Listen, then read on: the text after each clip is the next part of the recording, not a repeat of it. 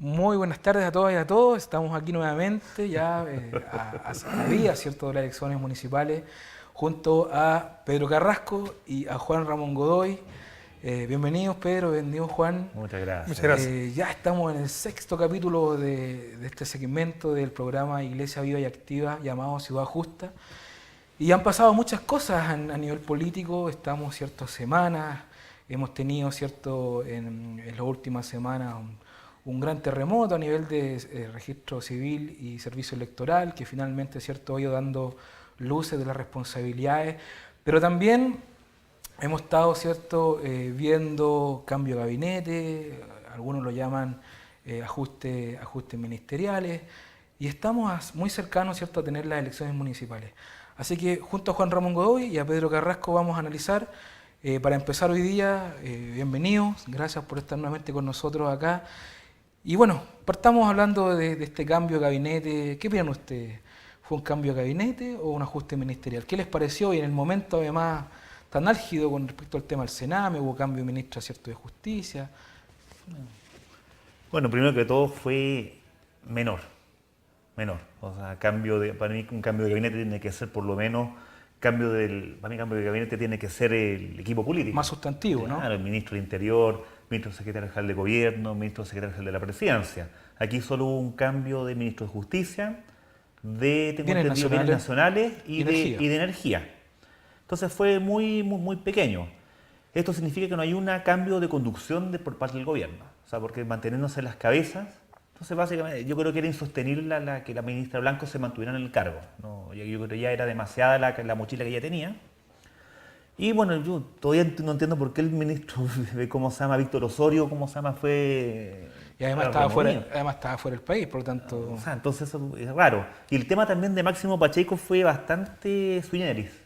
Porque yo escuché después declaraciones del presidente Lago, en cual había tenido una conversación con la presidenta Bachelet solicitando con la liberación del ministro Pacheco, que tengo entendido era de los mejores evaluados. El mejor evaluado. Y de hecho, haciendo una declaración a puertas, del cambio de gabinete, planteando que él se iba a trabajar en la precandidatura del presidente Lago. Entonces, no, fue muy anómalo, fue raro, fue extraño, ¿cómo se llama? No, yo creo que la sensación de la ciudadanía y yo también vi declaraciones tanto de parlamentarios oficialistas como de oposición, que todos quedaron insatisfechos. Así que no.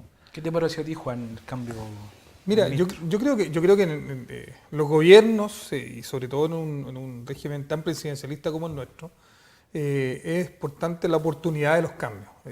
Son 4 años en donde hay un primer año de instalación, un segundo año en donde se genera todo el inicio, la presentación de los proyectos que tienen que ver directamente con el programa de gobierno que se está presentando, y los otros 2 años vienen las elecciones municipales y parlamentarias, los cuales van un poco cruzando el accionar y el programa del gobierno. Ahí se habla mucho del pato cojo, ¿no? De que en definitiva el presidente o presidenta tiene un pato cojo porque ya tiene las figuras presidenciales. En este caso yo creo que se ha adolecido un poco de tener la oportunidad de los cambios. Durante mucho tiempo se ha pedido cambio de gabinete, evaluación en distintos momentos. Primero quienes van a las municipales, posteriormente quienes van a las presidenciales. Y en ninguno de esos momentos políticos ha habido certeza o un acierto del gobierno. Aquí lo que hubo es un ajuste ministerial, no hubo un cambio de gabinete, porque en definitiva lo que apunta el cambio de gabinete es lo que vimos en la primera etapa, ¿no? Cuando se cambia el gabinete político, incluso históricamente se cambia a un ministro de Hacienda, lo cual no había ocurrido, para poder enfrentar el último año de gobierno. En este caso, da la sensación que es más bien un cambio que era para cubrir a la ministra Javiera Blanco, que había tenido bastantes complicaciones en términos de las direcciones de servicio que estaban bajo el Ministerio de Justicia. Recordemos la crisis que hubo en el registro civil, lo que está actualmente investigándose no solamente en la lista parlamentaria, sino que también judicial del Sename, el tema del CERVEL y el registro civil nuevamente con la inscripción de los candidatos. Sí. Entonces, eran muchos temas o muchos flancos que tenía la ministra de Justicia. En el caso de Víctor Osorio, no sé si obedece más bien a una posible postulación a un tema parlamentario, como lo tienen que hacer el resto de los ministros, porque la fecha tope por ley es el 26 de noviembre, me parece, si no me equivoco, que tienen que renunciar al cargo para poder postular a una elección parlamentaria. En este caso es la ley antidíscolos, si se recuerdan cómo se dio un nombre. Por tanto, no obedecer ni a uno ni a otro. Simplemente es un cambio con una figura bien extraña de esta salida del ministro Pacheco, que además es un ministro que está haciendo un trabajo de buen nivel en el Ministerio de Energía, pero que hoy día se suma a la campaña presidencial del presidente Lago, donde hoy día va a enfrentar ya lo que van a ser las presidenciales. Es decir, presidencializamos aún más el debate y el andar del gobierno, lo cual para algunos es necesario, pero para otros se está adelantando. Ahora algunos dicen por ahí que no hubo un mayor cambio porque de otra manera están esperando qué pasa con los resultados de las elecciones municipales. Y a partir de ahí vienen los cambios que vienen. En ese sentido, ¿qué opinan ustedes? ¿Vendrán nuevos cambios de ministro? Yo creo que, desde el punto de vista político, tiene que haber un cambio de gabinete. Yo creo que el actual equipo que acompaña a la presidenta está completamente agotado. Además, pensando también en el tema de la ley corta, que en la semana, ¿cierto?, sufrió un gran fracaso. Lo que pasa es que ahí se nota, bueno, a mí me extraña, porque el comité político, igual los ministros son de amplia experiencia política. Tenemos al ministro Fernández, el ministro Marcelo Díaz, el ministro Izaguirre. Y notaron una falta de cohesión interna. O sea, a mí me llama la atención que la nueva mayoría, teniendo, digamos, gran cantidad del Senado y de la Cámara de Diputados, digamos, a su favor, hayan sido incapaces de poder movilizar a sus propios parlamentarios a favor de un proyecto. Entonces eso demuestra cómo se llama la falta de sintonía, la falta de coordinación, y realmente un equipo político necesita tener, digamos, los puentes, digamos, con los partidos, digamos, de su propia coalición. Entonces en esta no se da. Entonces aquí se muestra que se requiere un cambio. O sea, tenemos un ministro, secretario general de gobierno, que prácticamente no tiene contacto, como se llama, con parlamentarios, un vocero de gobierno, como se llama, también, que tiene que estar saliendo constantemente a defender lo indefendible, un ministro del Interior insólito, que esté haciendo declaraciones, digamos, descalificando en este momento el candidato mejor posicionado y de un plumazo lo dejó completamente desahuciado su opción. Entonces yo creo que no da para más.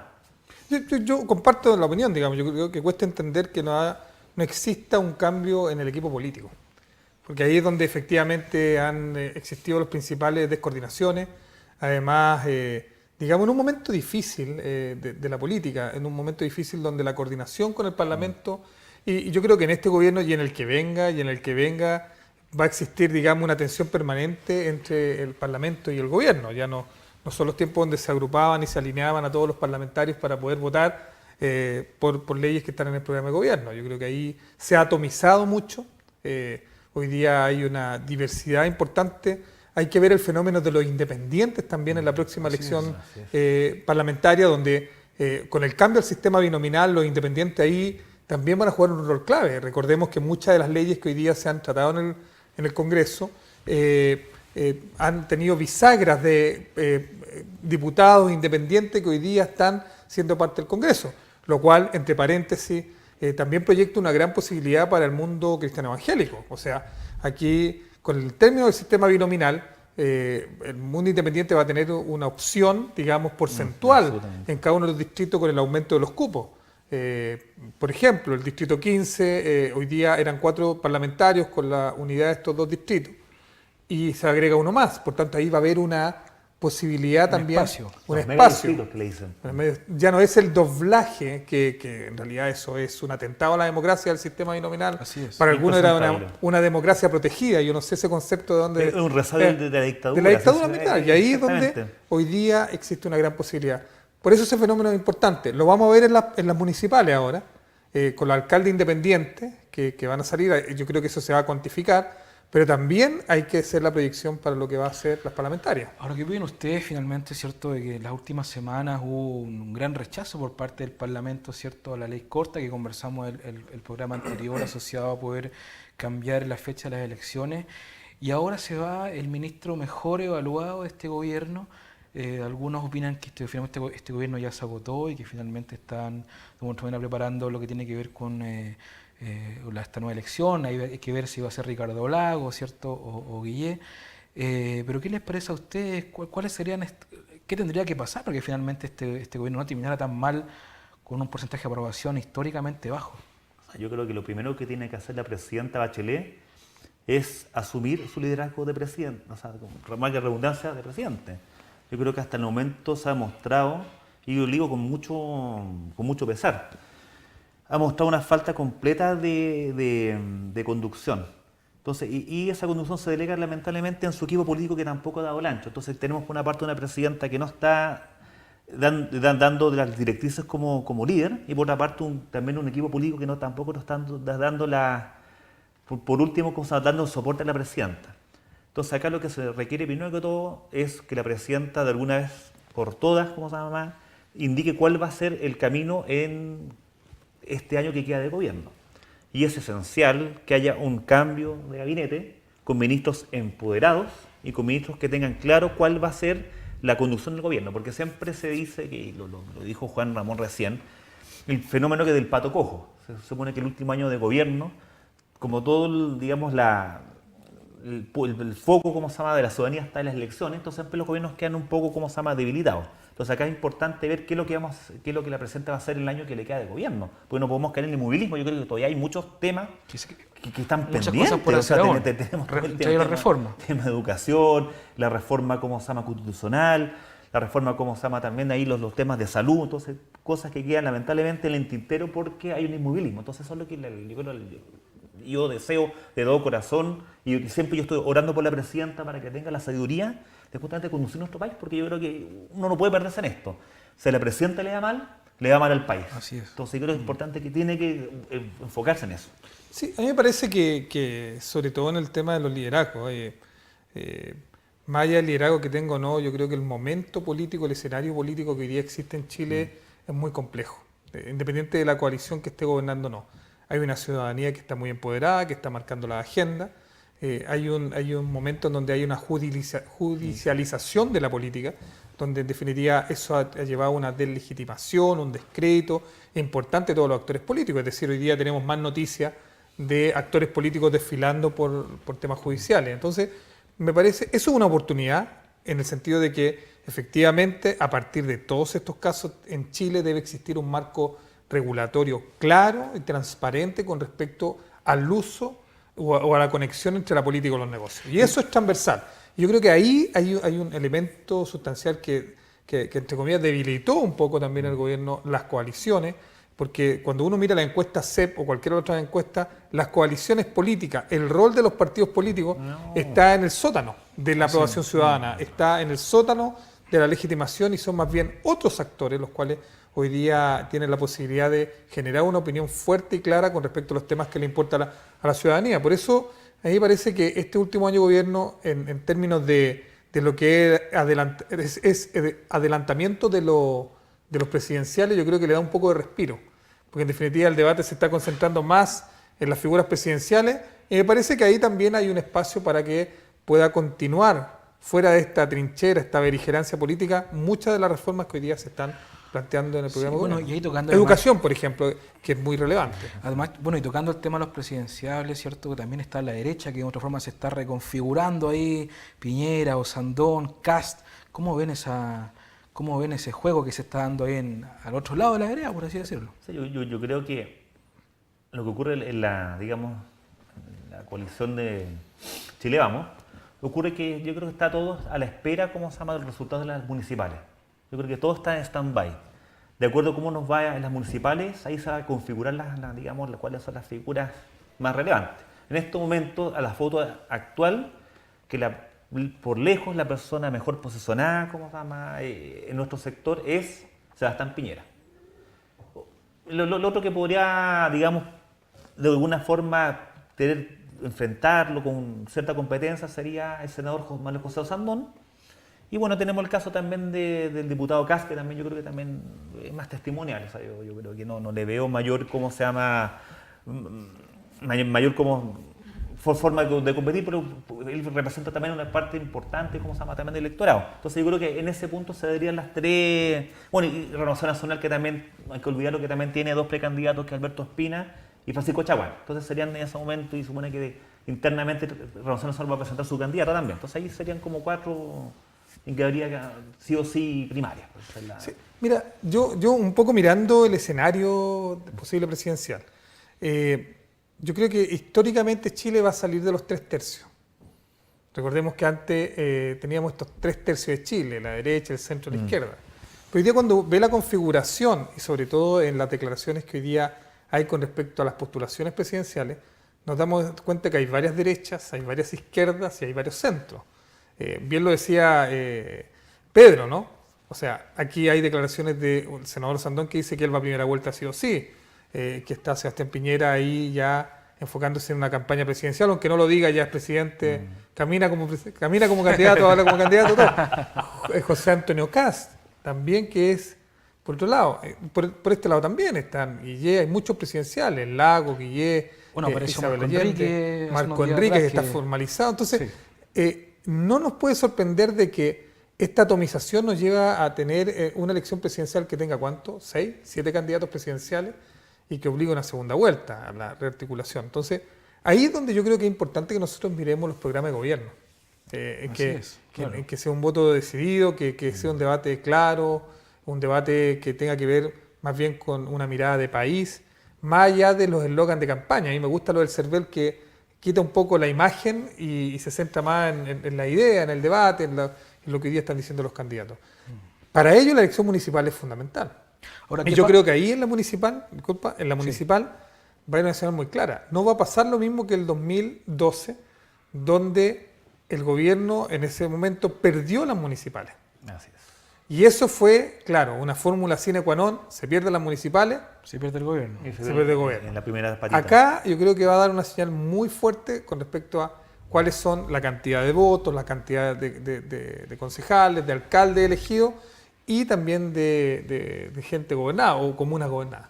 Eso yo creo que también va a marcar una pauta. Ahora, lo complejo, que no sé qué opinan ustedes, pero es muy complejo que se haya dado este escenario de este cambio, ¿cierto?, de lugar de votación de las personas. 500.000 personas aproximadamente sufrieron un cambio, ¿cierto?, en el lugar en que tienen que ir a votar, pensando en que en estas elecciones podría de una forma quedar un descalabro tan grande, porque hay una redistribución, ¿cierto?, y un ordenamiento de donde la gente va a votar.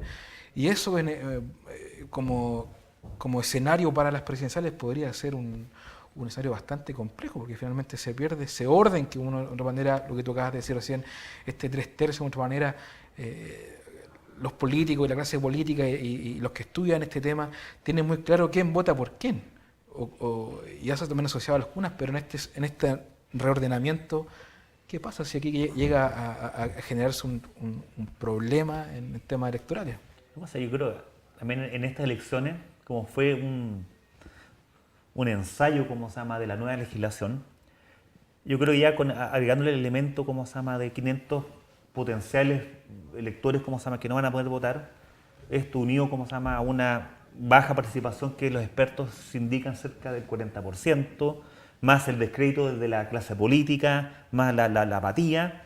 Entonces yo veo con mucha pena que en estas elecciones van a verse muy afectadas. Y yo creo que lo conversamos en los capítulos anteriores, justamente que se va a ver afectada la legitimidad del proceso. Lamentablemente tuvieron que pagar el noviciado, como se llama, los candidatos a alcalde y concejales. Yo estoy seguro, y puedo hacer aquí, dejarlo escrito, que para elecciones del próximo año, que va a ser de diputados, senadores y presidente, va a haber todo un cambio, una reforma de la reforma, como se llama, electoral. Claro. Porque yo, mi percepción es que esto fue, y voy a ser súper responsable, un desastre.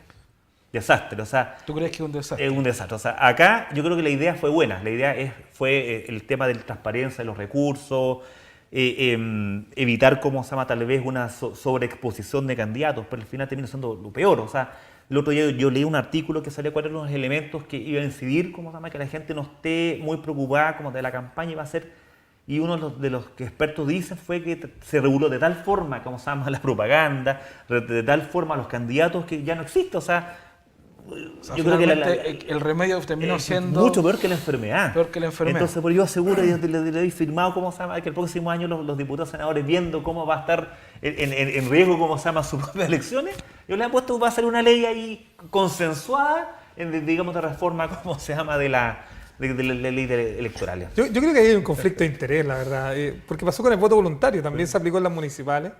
Y después vieron varias cosas que se empezaron a mirar. ¿Y ahora quieren volver a los parlamentarios? Entonces, yo ahí creo que faltan figuras que en nuestra legislación, en nuestra constitución, que vayan un poco fiscalizando entre comillas, conflicto de interés que existe cuando se legisla sobre ciertos temas. Ahí hay una propuesta bien interesante que tienen algunos países como Suecia, que dice relación con esta figura que es el defensor del pueblo, el ombudsman, que en definitiva lo que hace es fiscalizar, digamos, el actuar de los actores políticos, las promesas que se hacen en campaña, porque cuando uno le pregunta a la ciudadanía, que hoy día está muy desencantada, adscribe muy poco a los partidos políticos, le dicen qué es lo que es un candidato. Un candidato lo que viene a hacer es prometerme algo que no va a cumplir o a mentirme sobre algo para poder ganar un voto.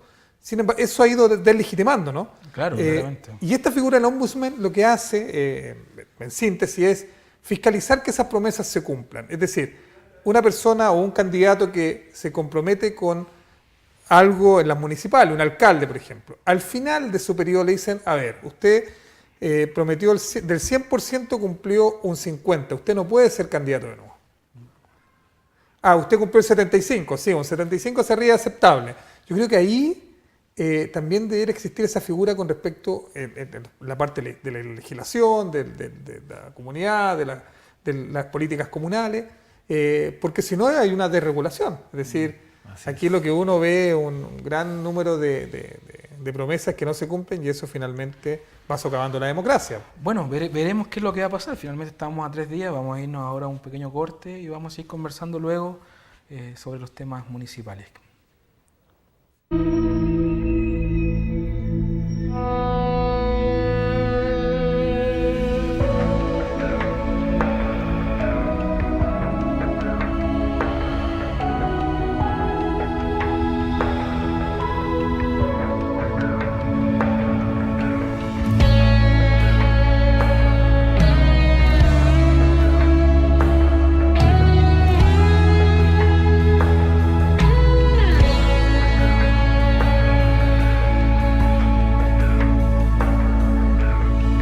Aunque la lluvia no florezca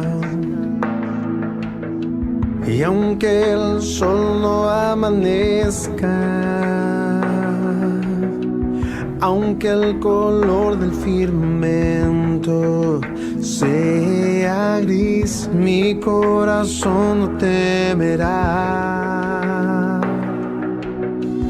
Descansaré en tu presencia, me abrazaré a tus promesas. Serás mi luz, mi fortaleza, mi corazón no temerá. Y bueno es el Señor, y conmigo va.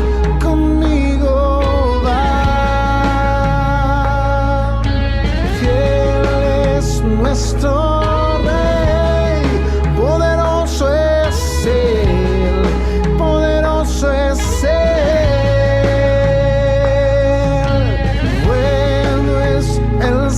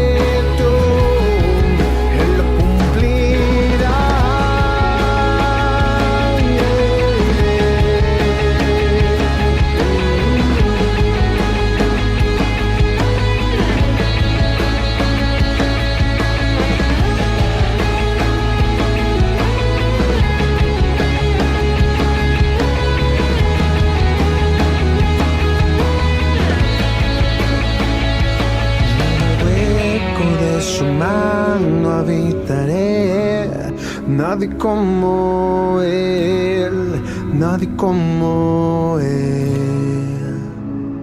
Y en el hueco de su mano habitaré, nadie como Él, nadie como Él. Y en el hueco de su mano habitaré, nadie como Él, nadie como Él. Y en el hueco de su mano habitaré, nadie como Él, nadie como Él. Bueno es el Señor, conmigo va, conmigo va. Él es nuestro Rey, poderoso es Él, poderoso es Él. Bueno es el Señor, y conmigo va, y conmigo va. Gran fidelidad, se lo prometió, le cumplirá.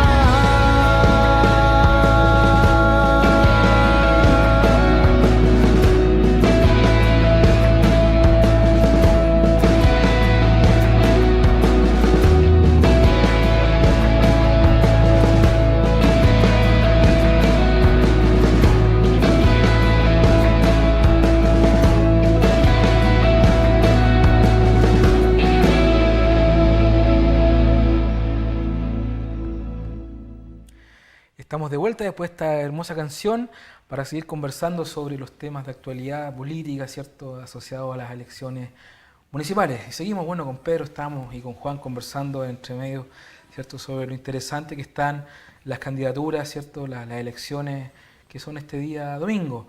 Y bueno, hablábamos sobre ¿cierto?, las proyecciones y también asociado a todo este descalabro que hubo, ¿cierto?, entre el CERVEL y el Registro Civil asociado al cambio de lugar de votación de alrededor de 500.000 personas, de 500.000 compatriotas, ¿cierto?, que van a tener que hoy día cambiarse.